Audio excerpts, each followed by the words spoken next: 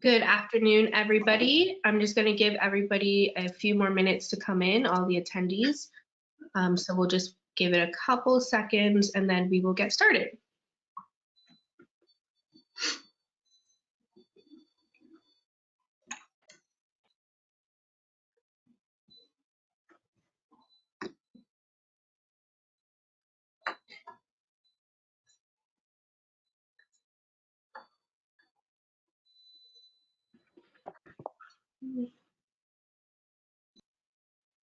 Looks like we have about 34 people, 35 now. So I'm just going to wait till about 12:32, which is now, and then we'll get started. Okay, good afternoon, everyone. Welcome to Starting and Growing a Business. My name is Kelsey Williams. I'm the Communication and Development Officer at BDC, and I am joined here by Mr. Craig Tyrrell and Mr. Christopher Mabery. And initially, we are going to just let you know a little bit about BDC, their products, and then we will dive right into learning more about our incredible panelists here today, and then we will get into some moderated Q&A questions with Craig and Christopher. So first, for those that don't know about BDC, so BDC is a lot. So we do a lot and we aim to assist entrepreneurs in Bermuda and the entrepreneurial ecosystem in Bermuda as well. We are a source of free confidential business advice, as well as we provide financial products, different licenses, assistance to small businesses and medium-sized businesses in Bermuda.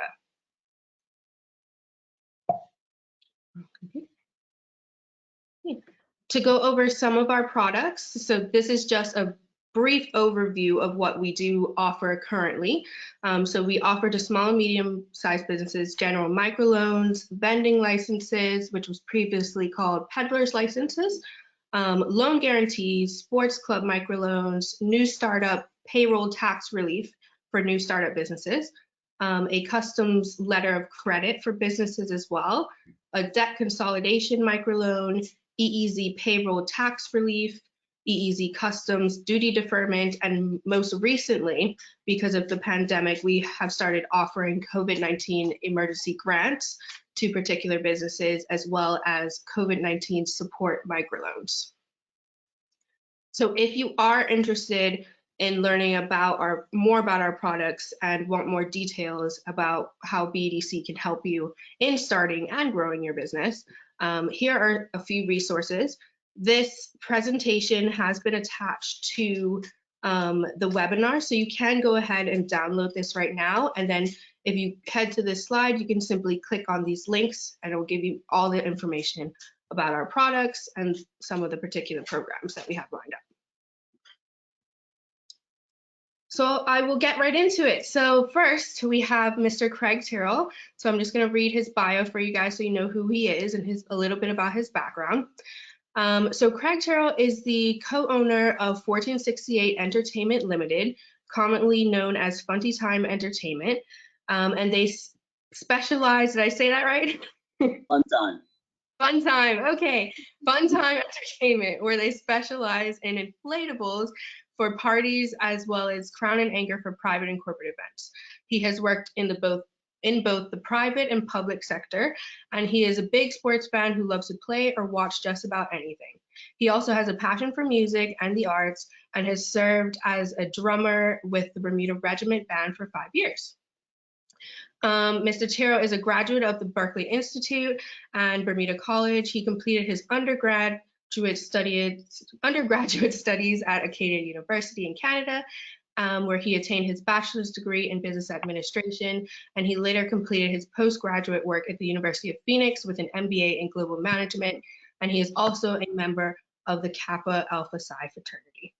Craig, is there anything else you want to add to that big background of yours? No, that's pretty much it. Yeah. Okay, good. All right, we'll move to Chris. Okay, and so Chris Mabery is the chairman and founder of Beacon Events Hong Kong, a company that helps businesses chart their course to success with their insightful and industry-focused events. He was the Chief Executive Officer and shareholder of the Institute for International Research, and under his leadership, IIR grew into the world's largest conference and performance improvement company, and he was instrumental in its sale to Informa in 2004 for $1.3 billion. Mr. Mabery has an extensive business background, having held several senior positions at New Corporation, including Chief Executive, European Marketing, and CEO of Times newspaper, which included the Times of London and the Sunday Times. He joined the News Corporation from the board of Marks and Spencer, where he had served as property director. Mr. Mabery enjoyed sailing, car racing, and is an avid wine collector. He serves on the board of several charities and research organizations and is a director of several property development companies. Chris, is there anything you want to add to that? No, thank you. Very, very fulsome. Just on Ireland, I'm part owner of the Fairmont Southampton, one of two owners, and also I'm just buying Bermuda Commercial Bank as well with another partner. So quite active in investing on islands as well. Awesome, awesome.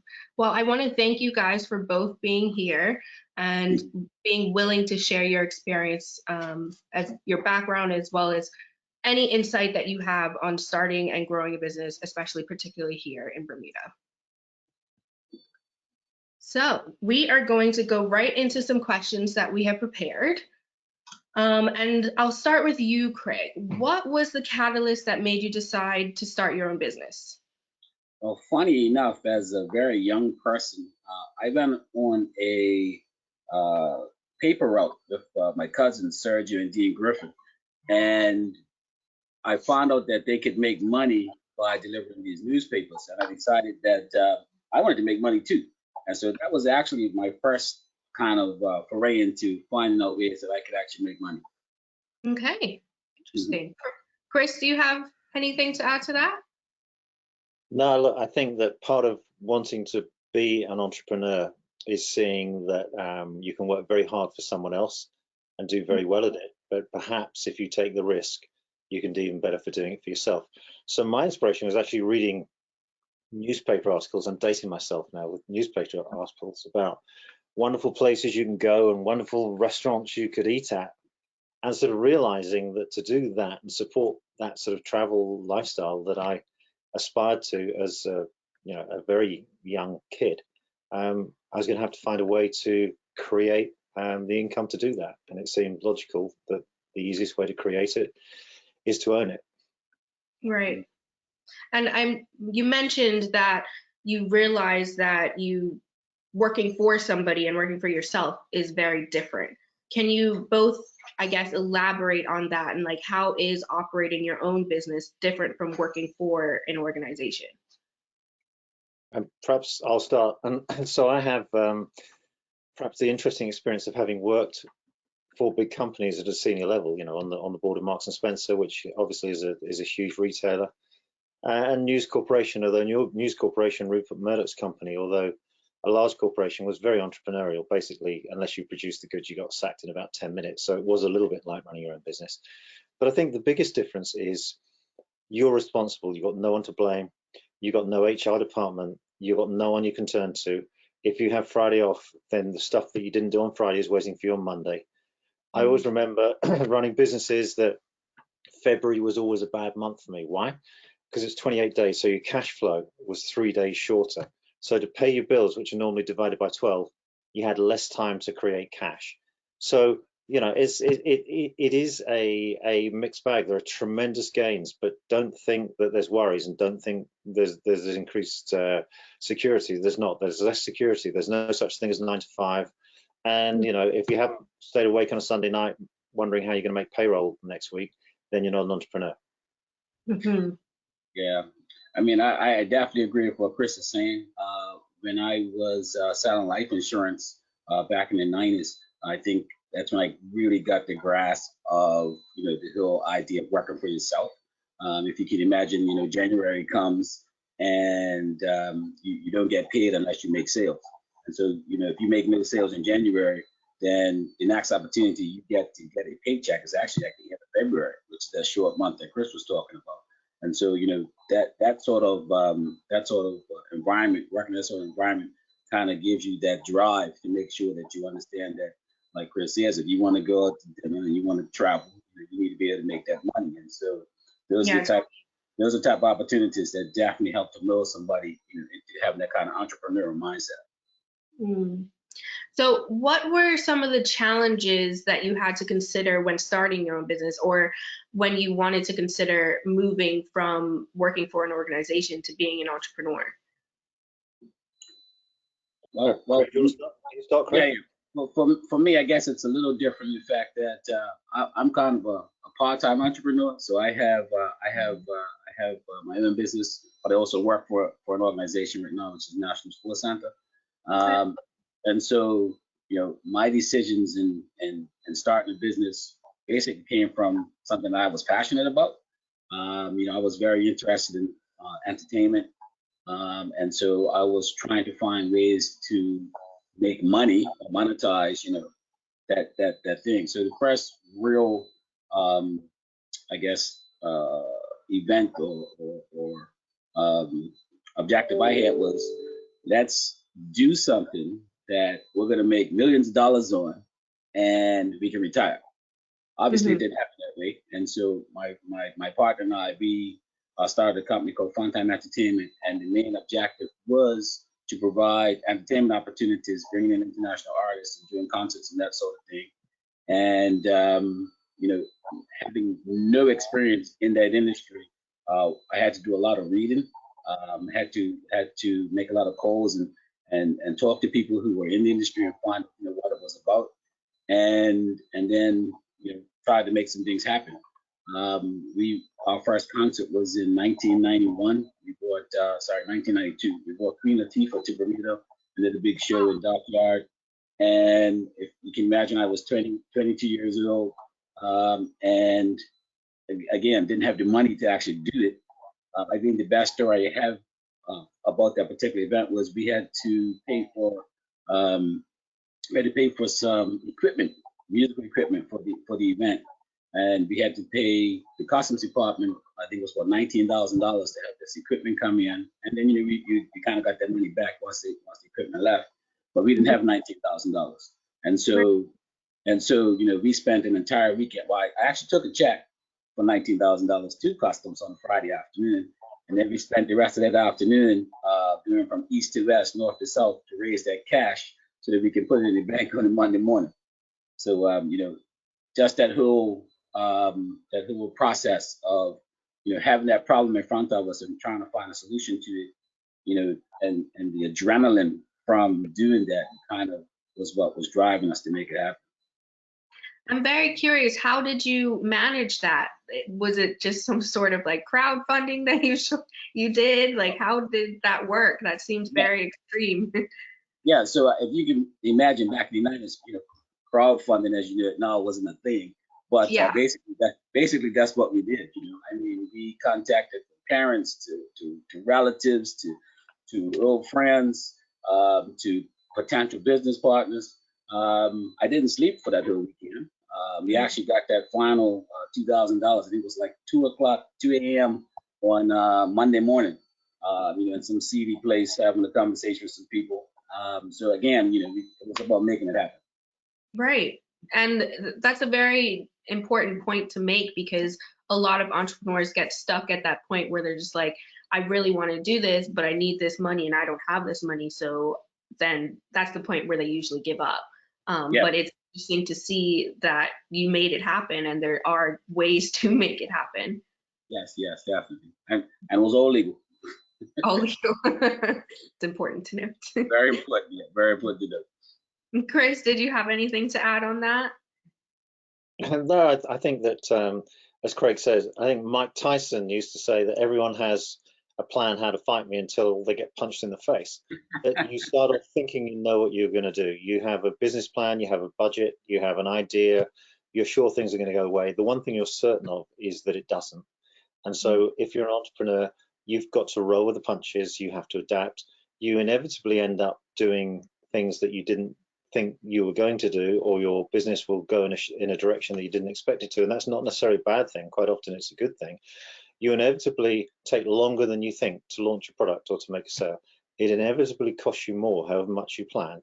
And what you've got to do is dig deep and have the tenacity and the self-belief that Craig was talking about, just to get through it, and have self-belief that it will happen. It just isn't going to happen in the way that you thought it was. Yeah. So Craig touched on this a little bit, so I'll ask you, Chris, what process did you go through when you thought about starting your own business? I think it's hard when I was in a business when I was doing quite well and earning some quite good money. So it's not like I was starting from a base, and you have to decide that you're going to take a different course and trade in what you've got on the gamble that it'll be better.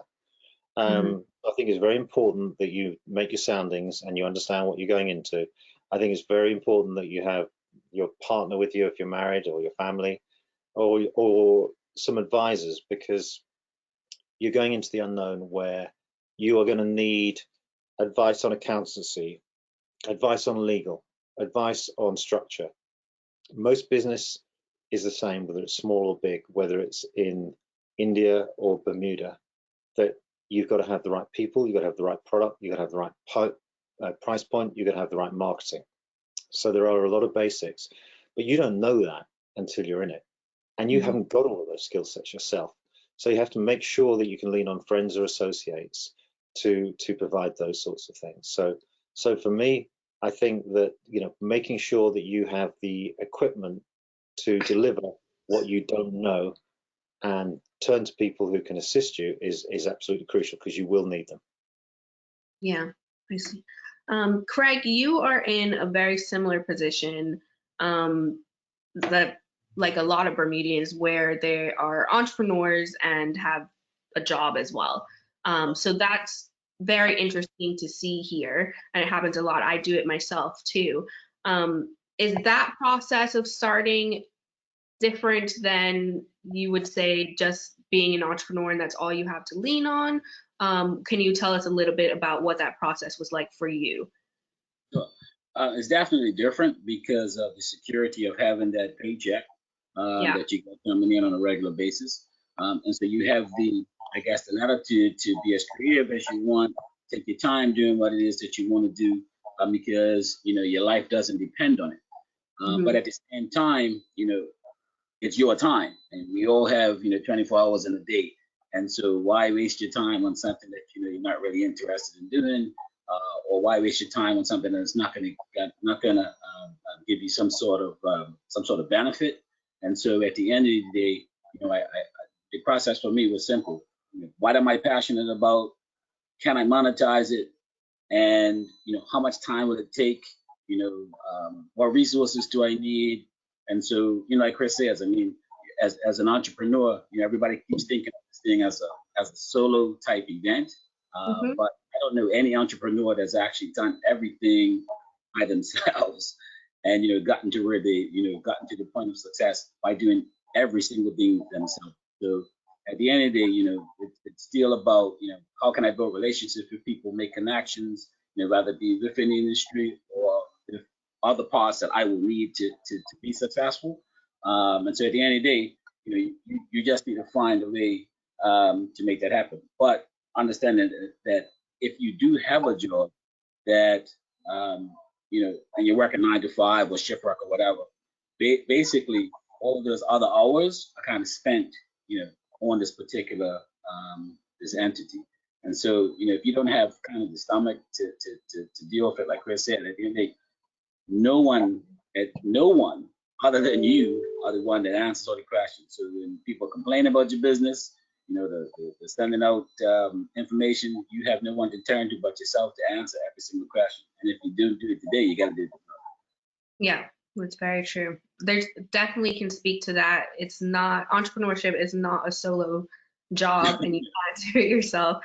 But also it's definitely beneficial, especially when starting and even growing a business as an entrepreneur, to put yourself in positions and around people that align with your goals and align with your business goals too. I would say that. So this is to both of you. How do you determine if your business idea can or will work? We get this question a lot at BDC. Like, how do you validate your business idea? I mean, let me start with that. I think the way that I've always approached it is to test small and fast and then go big. In my judgment, people tend to go the other way around, which is test too much and too widely and spend too long doing it, and then take too long getting the product out. If you've got a good feel about it, and if you get good honest feedback pretty quickly in a small sample, then go big on it. The other thing that I've made some good business success is out of is copying other people, but doing it smarter or better or cheaper. That you don't have to reinvent the wheel on everything you do. I think everyone wants, the new Microsoft. It ain't going to happen. But that does not mean that there isn't a market for doing something that is not being covered well by other providers in the industry. And, being Mercedes isn't bad. There's still Rolls-Royce, but being Mercedes isn't bad. So, I've done very, very well by in some industries, just simply doing it one of three things: doing it cheaper, because people look at price point; doing it faster, because quite often people want something you can't get it; or doing it better. And don't be ashamed to copy. It's the ultimate praise. Yeah, I will definitely agree with that. A lot of the times we think about our business idea and we're looking for something new and revolutionary, but it doesn't always necessarily have to be that. So I definitely agree with what you just said. Yeah, I agree. Yeah, you don't have to be unique. Sometimes you just have to have that little bit of an edge. You got to be better customer service, faster response times, cleaner equipment, whatever it is. Sometimes it's just as simple. I agree with Chris. Yeah, good. So I want to move on to identifying resources. So you both are sort of in similar industries, different but similar. What are some of the resources you needed to start, and how did you identify them? For me, and again, I was working on a smaller scale than Chris was, obviously. We were doing events. And so when we were doing events, what we tried to identify was, obviously what it would cost and, what the return on that cost would be. In the very beginning, we leaned on personal savings, we leaned on family and friends, and then we also leaned on negotiating with the artists and whatnot to find ways that we could maybe barter certain things. And so we just try to find any way to be able to make the deal work. Mm-hmm. Chris, do you have anything to add to that? Yeah, just I think that something that I always believed in is find people who can really add something to your business. And they may not be full-time employees, and then treat them very generously. Not necessarily shareholding. I'm a great believer in hanging on to shareholding, but with bonuses and payment or whatever, because young, smart people make you look really, really good.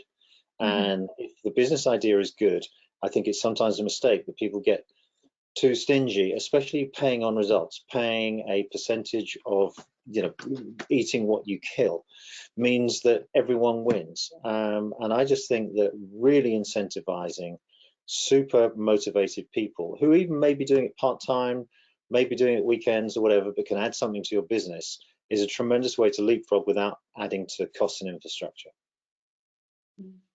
And I know you guys started a while ago, but was there a resource like a BDC around then that you reached out to or anything like that? Did you go to that sort of organization, or did you more so rely on what you just said and your savings and stuff like that?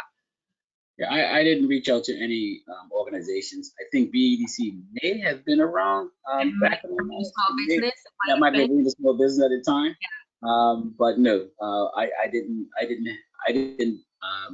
I may not even have thought that I had the ability to approach someone like that, or even go to the bank to get loans. I just looked at it as a way of starting with what we had to build on that. Mm-hmm. Because if I was starting today, then obviously I would use those resources. Right. Come to BDC first, even for just advice, and not necessarily like a financial product or anything, but just advice in the beginning can help too. What about you, Chris? Did you reach out to any sort of organization? No, there weren't sort of organizations which have been so useful, but what I did have is at various times in my life is mentors. And in some cases, it's interesting.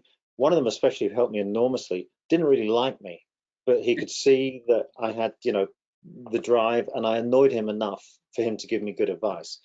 And I think every entrepreneur out there listening or who we deal with knows someone who can help them. As I said, they don't have to be a friend, they don't have to invest, they don't have to even be liked, but they can give something there. So I wish there had been a BDC. I didn't have that because I made a lot of mistakes. But I did have people who would kick me in line or be brutally honest with me about, sometimes you're your own echo chamber and you think you have a great idea and you think you know it all. And it's when you go to someone who's seen it all before, who looks at you over the top of their glasses and says, what about so and so? And suddenly you feel your stomach drop. You haven't thought of something big. You need that sounding board. You need that advice. You need that mentorship. Yeah, that's a great point. How did you go about identifying who the right mentor would be for you? Because, like you said, a lot of people will go and show their product to their friends and family, but that's not necessarily the best because, those people in your life, they want to be nice to you, but sometimes you really need somebody to just be brutally honest about what you have going on. So, how did you feel through all of that to find somebody that was going to give you the tough answers that you needed? Bother Trial them. and Just error. bother them. Be tenacious. Be annoying. They'll tell you something just for you to go away sometimes and get advice. You don't have to have a great relationship with them. But most people in their hearts, most successful businessmen, even not entrepreneurs, but in a big business, if you approach them and most people know them, will give something back. They may not have even thought themselves as mentors and entrepreneurs, but they will have assimilated so much experience over the years. Bother them and ask them, and they may be forthcoming, but in the end, they will give you some pearls of wisdom. And actually, it is quite good if you bother them because one, they'll be very succinct, and two, they'll tell you the absolute truth because they've got no reason not to. Hmm. Craig, were you going to add to that? No, I was just really agreeing. I mean, it's trial and error, right? And so at Yeah. the end of the day, you're looking for people who are not always necessarily agreeing with everything that you have to say. Yeah. Like you said, your mother's gonna love everything that you do, and Yeah. so, hey, make it happen. But you do find some people in your life who, like Chris said, be very genuine and want to provide some honest feedback for what you're asking and what you're doing, and when you talk to them and they are actually opposing your view but making you think, then you really need to sit back and say, well, you know what, I need to come back and talk to this guy because they're being honest with me, versus saying, well, he doesn't agree with me, so I gotta find somebody else who does. Right, exactly. And that's where I find the most growth will happen, especially when you have somebody around you who's not always going to say yes. Absolutely. That's when you can truly grow and even better ideas. You might think that your idea is great as is, but when somebody challenges you just a little bit, it pushes you even further and it pushes that idea even further too. Thank you for that. So the next question, and this is an interesting one for BDC as well. When you started your business, did you have a business plan? Well, me personally, I did not. Mhm. I had an idea and a thought, and then kind of loosely put together a strategy to get there. So I didn't have anything written down. Mhm. What about you, Chris? Did you? No, I had a sort of virtual bucket, which was costs, and a virtual bucket, which was money that came in. And if the bucket with the money that came in was heavier than the bucket of which was cost, then happy days. And if it wasn't, then unhappy days. I'm That's a good. ashamed of that. Anyone who came to me now and said that I'm starting a business, this is how I'm going to do it, I'd walk out of the room. I'm ashamed to, but that's what I did. So, very lucky in some ways. And I think it shows the strength and benefit of approaching either a mentor or indeed BDC who can stop you having such a foolish approach to business that I had. Yeah, we do encourage everyone to put together a business plan. I just think it helps not only like you as the business owner, you have this vision in your head of what it's going to be. And then when you go and you try to explain it to others, they don't live in your head, so they can't really see exactly what you're planning. So the business plan definitely helps in those situations, but also if you are seeking financial assistance and all of that sort of stuff too. I will chime in as well. When I first started my business, I did not have a business plan. I think those two words are kind of an entrepreneur's, I guess, nail in the heel type thing. Nobody wants to do it, but it is important, especially when we go into talking about growth and business growth. So my next question was basically, did you find that your projections from the beginning, I won't say in your business plan, but in the beginning, were your projections and how did they change? And are you still on track from what your projections of your business were then to now? I'll answer that first. I think that the projections are always wrong for a start, and I think the projections are a very useful exercise for one reason mainly. It means that you keep your costs under control. You don't get carried away, and as soon as you see the revenue not happening to the level that you expected, then you can pare back your costs. But no, I think that. I think it's being opportunistic, and in many cases when the business was going better than I expected, we'd invest faster, open more businesses, buy more businesses, open more countries, and to hell with any business plan. Didn't even bother to revisit it. Just get on and do it if it felt right. And then obviously, if your sales aren't booming, then you've got to focus more on the cost side, and make sure that you're still making a margin. But one of my favorite expressions that was told to me very early in my career is that you can expand yourself into bankruptcy. That we all get carried away with a growing revenue line, but unless we're managing the cost line as well, then it won't work out. And I think if you look at the New York Stock Exchange, I think there's maybe 2 businesses, I may be corrected now, that for the last 20 years have managed to grow revenue and profit every year.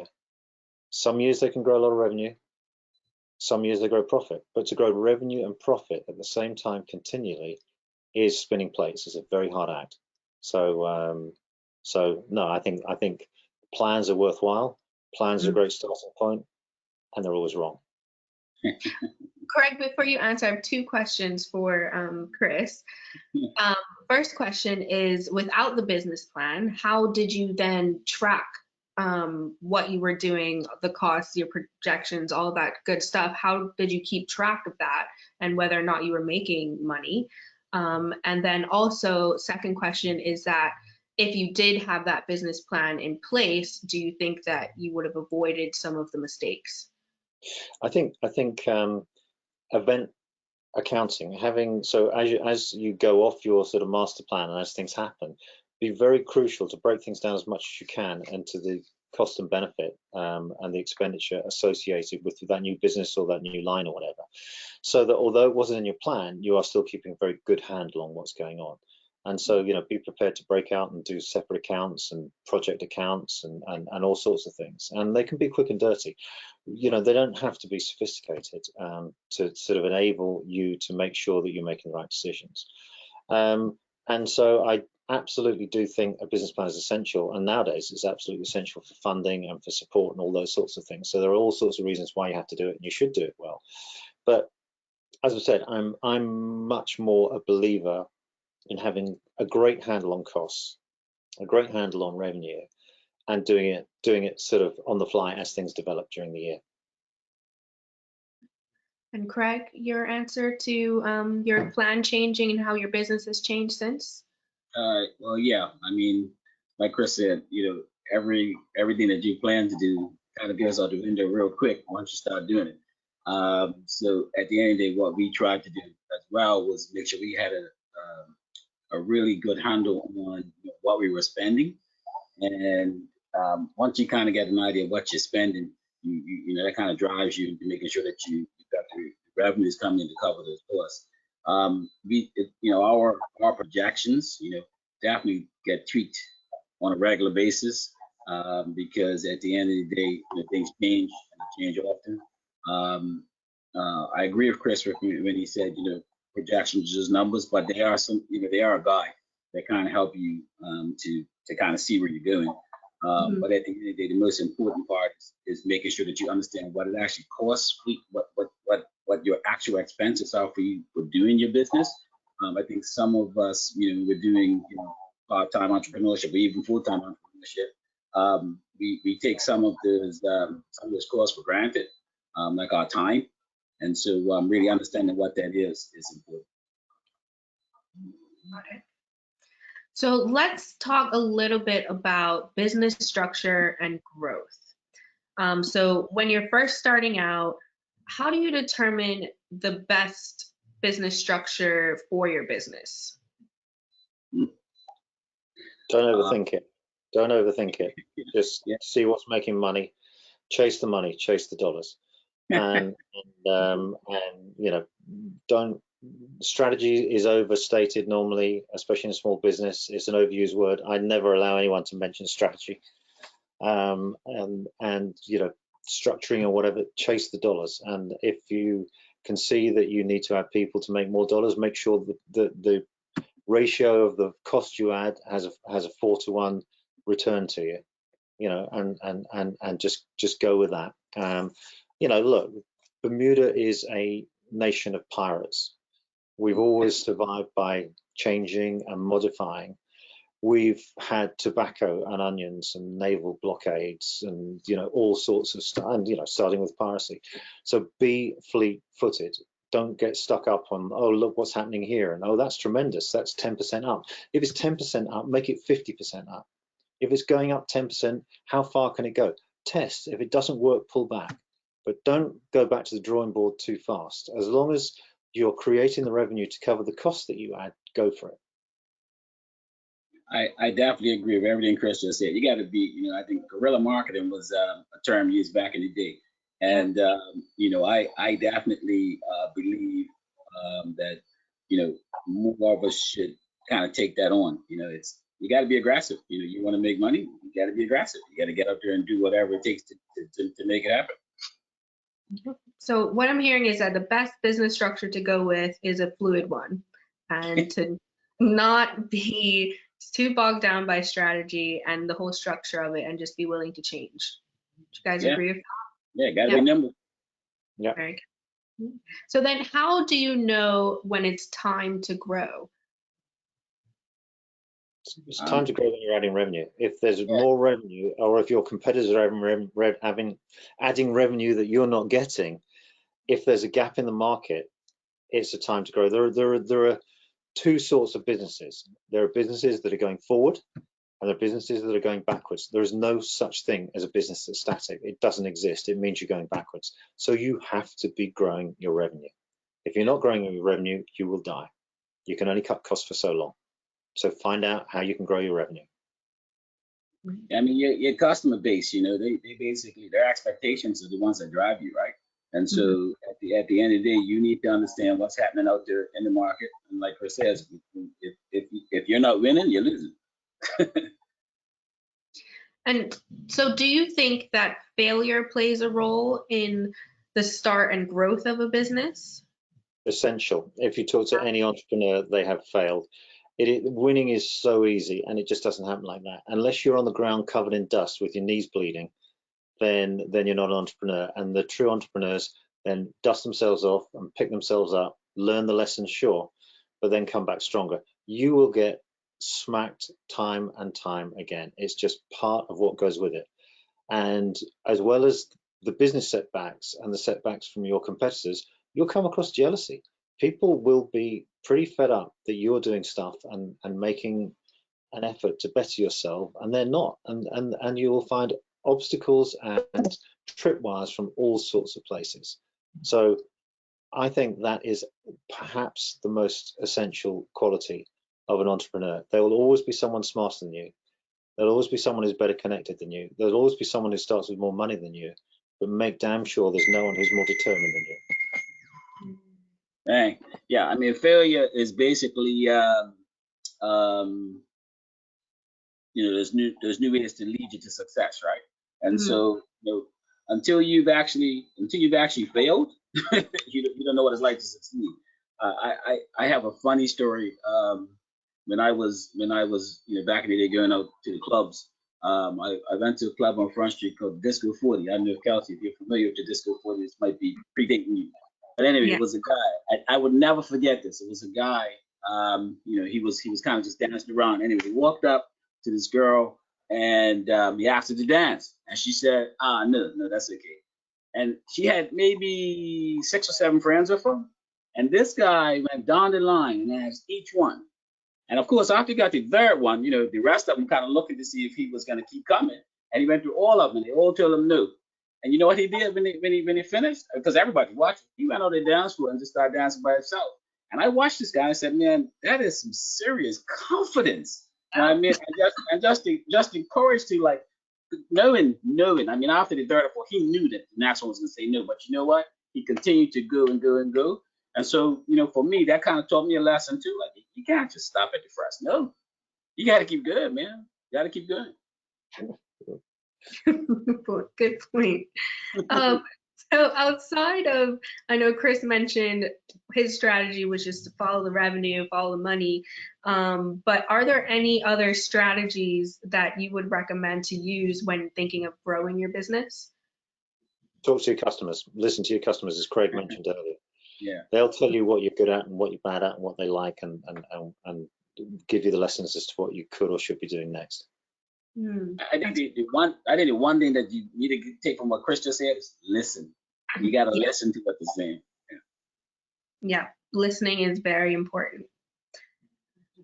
So the next question, I'm just looking to see if we're getting anything from the audience as well, but we will get to your questions, all attendees. You can just add them into the chat, and then we will get to them at the end.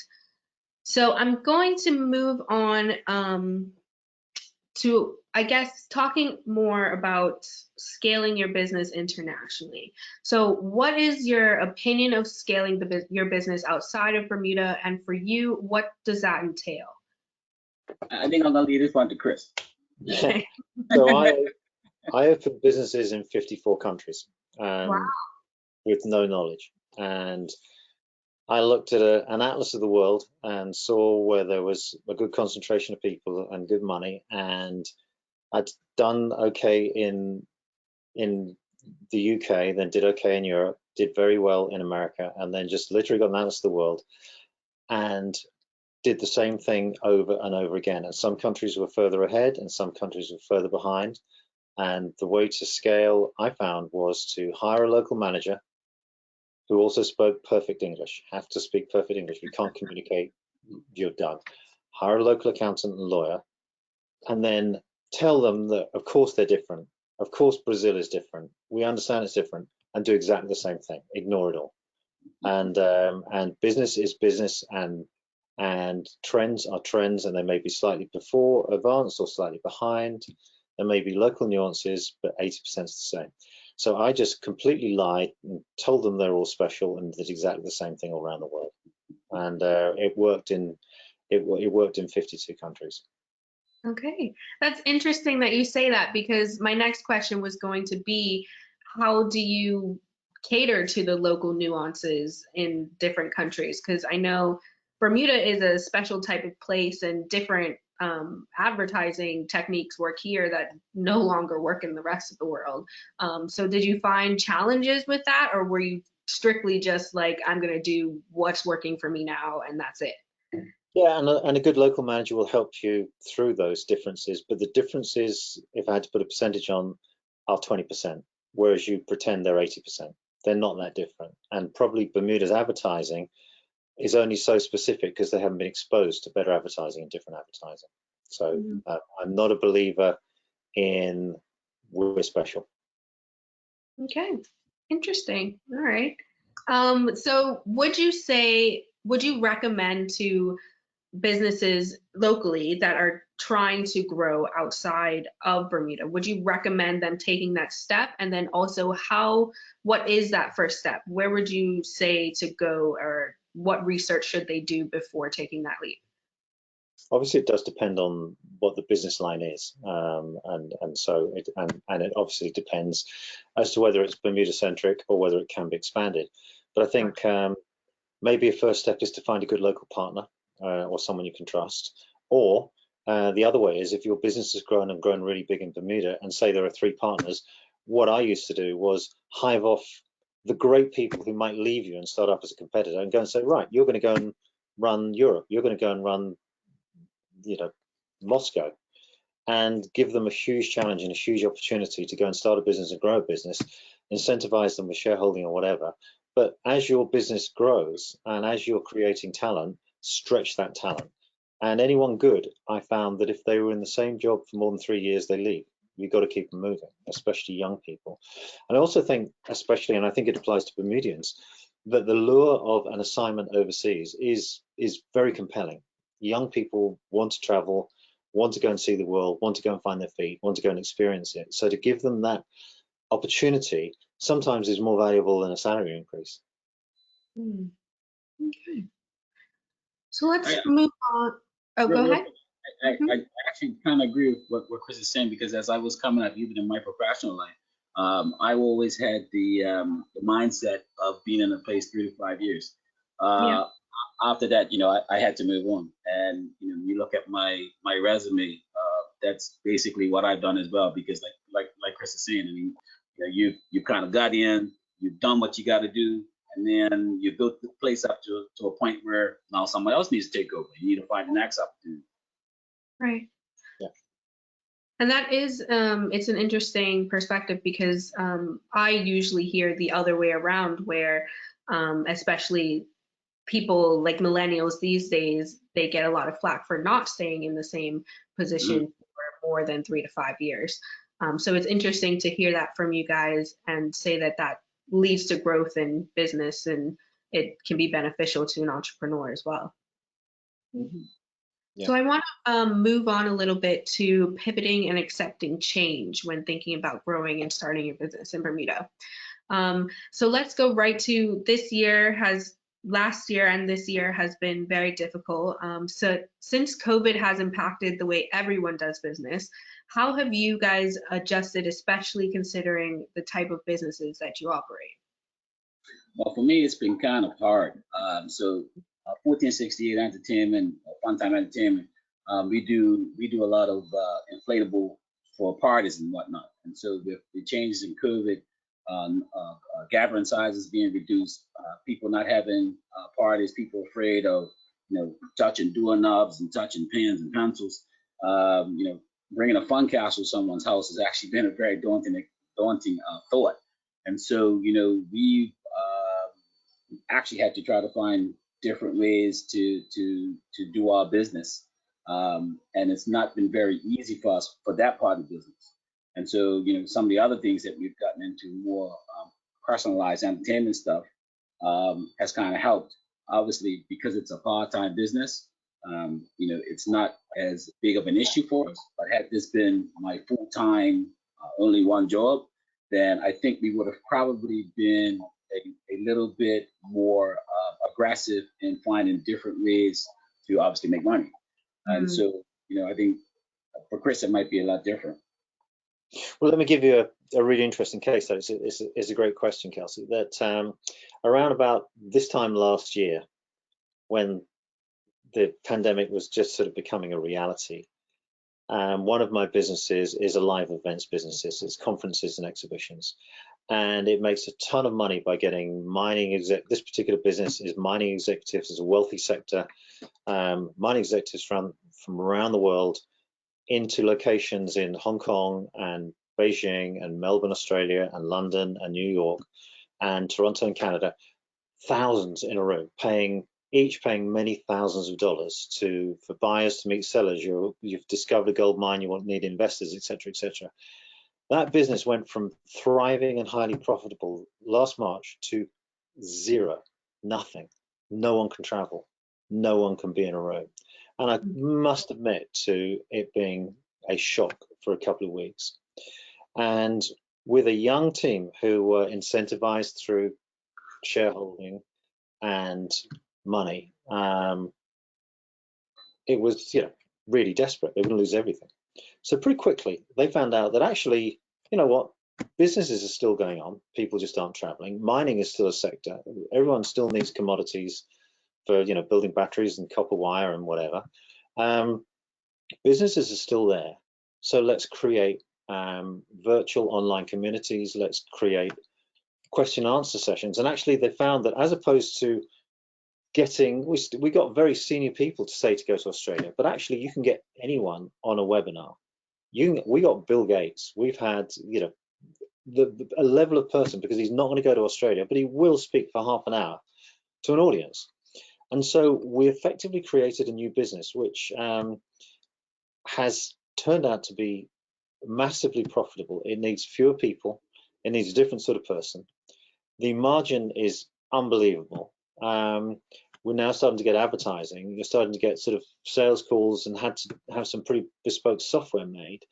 But that business is making, it went from 0 revenue first quarter, a little bit of revenue second quarter, pretty good revenue and a profit third quarter last year, to making a good profit quarters 4 and quarter 1 this year. Now, of course, the trick is going to be that that's a new business line, and some of our bigger competitors have not been so fleet-foot, and they're just burning cash and not holding shows, and won't be holding shows this year, and probably will go out of business.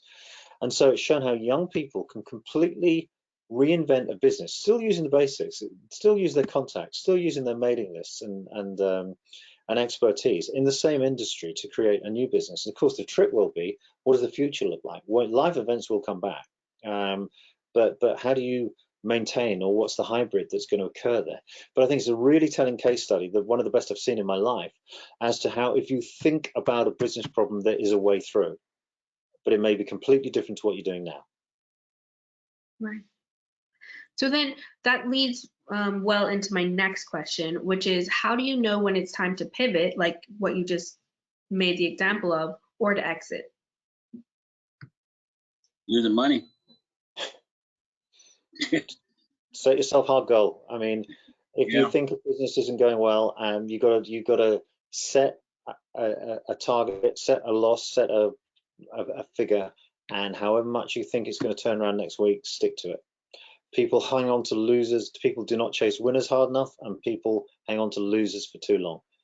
Cut that business line, start a new business line. Get over it, move on. And I think that's really, really one of the most common mistakes in small businesses. Cut your losses, do something else. Don't give up, do something else. Yeah, sometimes you just get a little too emotionally attached. Yeah. Man doesn't destroy what he creates. So you might need someone else to tell you that actually this isn't working. Good. So I have many more questions, but we are getting close to our time. So I'll ask this last one before we get into the audience questions. What is something that being an entrepreneur has taught you about change?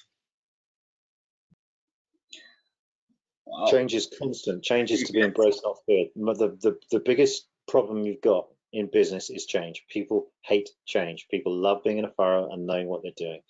But change is your opportunity. If you're not changing and changing again and changing again, then you're not as successful as you can be. So embrace it and grow with it and thrive with it, and find a great way of selling it to people so that they're not scared.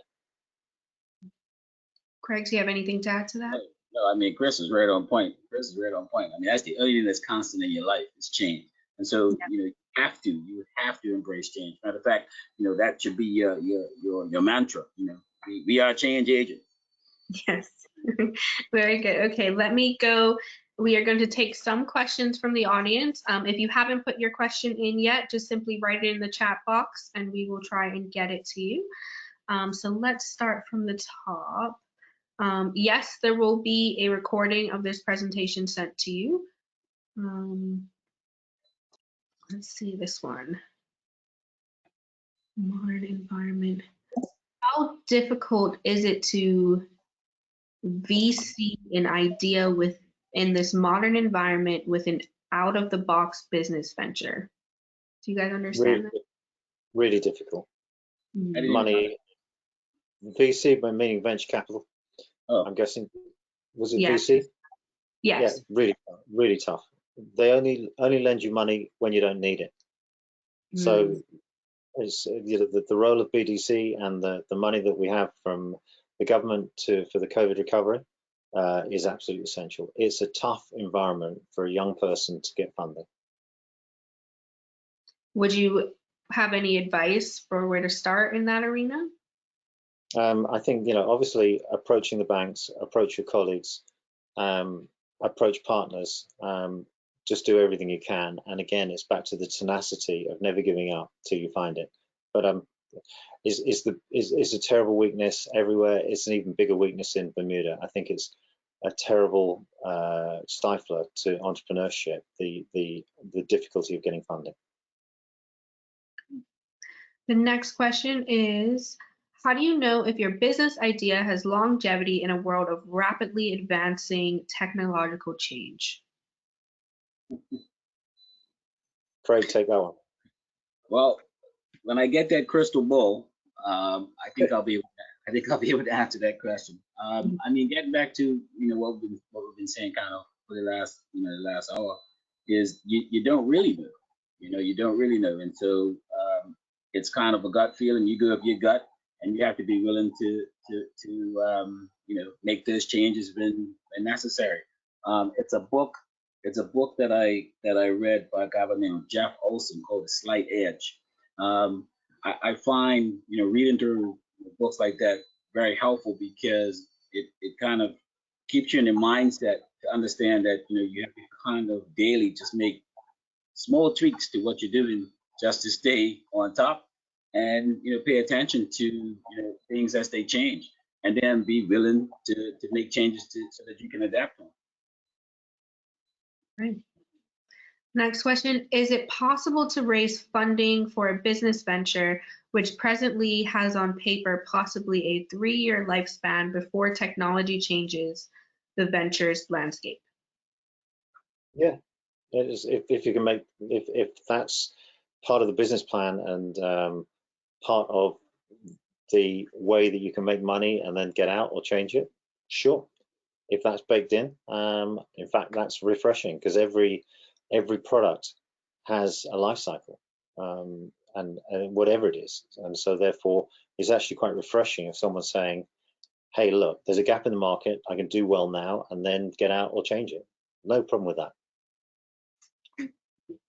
And our last question so far is, how did you collect or collate customer satisfaction data, and what was your solution to that?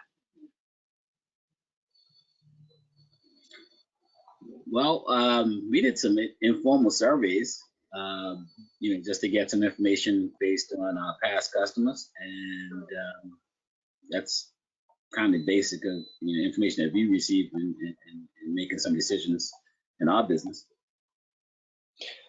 I think if you can get them together in a social setting, especially if there's a couple of drinks, they may open up and really tell you what they're thinking, as opposed to you calling, yeah, everything's all right, everything's okay. And if someone is happy, they tell 2 people. If they're unhappy, they tell 40 people. So you've got a real problem if you're making your customers unhappy. And so therefore, I think connecting with them in a way and in an environment that encourages them to be open and you can learn from it and change your business is absolutely crucial. Yeah, a simple customer appreciation type day, nothing elaborate. We've done a couple of those as well. It's helpful. I mean, in some of the places I've worked, we've also done something as simple as a golf tournament, customer appreciation golf tournament, and people come up for fun at golf or even bowling. And like Chris says, it's amazing what a couple of drinks can do to get that information out. And another one just came in. In addition to BDC, what websites, organizations would you recommend visiting in regards to entrepreneurship? Websites. Pardon, what was that? App sites? I mean, in Bermuda, there's Ignite. There'll be, any resource that you can get, and as we said earlier, any mentor that you can get is worth going to. Yeah, I mean, you can look around at the list of entrepreneurs in Bermuda that are doing well, and Bermuda's so small, you can actually go knock on the door, pick up the phone and call them, and have that conversation. Bother them and make them your mentor, like Chris said. Pretty much. Yeah. But Okay, guys. there are also a lot of books about entrepreneurship up there. You know what I mean? That you can go and purchase and read. There are some really good authors out there and some really good titles. I just finished one by Damon John from the Shark Tank group called Rise and Grind, and it's a pretty good book. Perfect. So before we leave, I do want to ask you guys, are there any parting words that you would like to leave our attendees with to encourage them in starting and growing their businesses? Yeah, let me go first. I think that it's not meant to be easy, otherwise everyone would do it.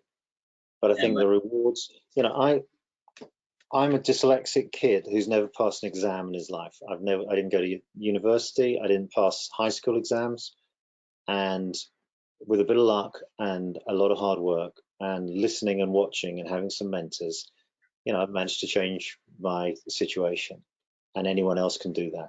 You've just got to be prepared to take the knocks, to listen, and more than anything else, to never give up. Yeah, I mean, I can only add to that that you need to invest in yourself. My grandfather used to tell me that, when you look at the graveyard, there are so many billion-dollar ideas because people took them to the grave. And, if you really want to do something, be passionate about it and go out and make it happen. I mean, Nike says it best, just do it. Just do it. Well, I want to thank you so much for joining me this afternoon. Your answers have been great, and I'm sure all who came to listen have benefited greatly from them. So thank you so much. And thank you to all of those that came out to listen to us. You will get the recording of this probably tomorrow once it's all rendered. But thank you all for joining us, and enjoy the rest of your day. Thank you, guys. Well, that's great. Thank you. Bye-bye. Nice to see you, Chris. Take care, Greg.